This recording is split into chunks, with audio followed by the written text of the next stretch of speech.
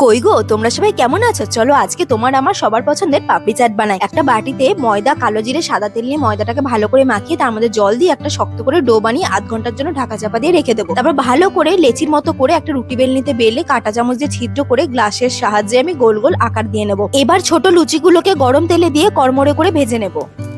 এবার দোকানের মতো তেঁতুলের টক ঝাল মিষ্টি চাটনি বানানোর জন্য তেঁতুল, চিনি, সামান্য লবণ আর চিলি ফ্লেক্স দিয়ে ভালো করে জাল দেবো যতক্ষণ না চাটনিটা স্বচ্ছ হয়ে যাচ্ছে। প্রয়োজনে আরো 2 বাটি চিনি ব্যবহার করেছি। এবার আলু মাখানোর জন্য আলু সেদ্ধ, মটর, শসা, পেঁয়াজ, টমেটো, ধনেপাতা, সেদ্ধ লঙ্কা আর ভাজা জিরে, ধনে গুঁড়ো, সাদা লবণ, বিট লবণ, তেঁতুল গোলা জল আর তেঁতুলের চাটনি দিয়ে ভালো করে মাখিয়ে নেব। এবার টক দই ভালো করে ফেটিয়ে তাতে শসা, পেঁয়াজ, ধনেপাতা, কাঁচা লঙ্কা আর ভাজা জিরে, ধনে গুঁড়ো, সাদা লবণ, বিট লবণ, চিনির গুঁড়ো আর লঙ্কার গুঁড়ো দিয়ে ভালো করে মাখিয়ে নেব। এবার ডেকোরেশনটা তোমাদের নিজেদের উপর। আমি যেমন ডেকোরেশনের জন্য পাপড়ির উপরে আলু মাখা, দই, তেঁতুলের চাটনি, ভুজিয়া, বাদাম, ধনেপাতা, শসা, পেঁয়াজ দিয়ে সাজিয়ে নিয়েছিলাম।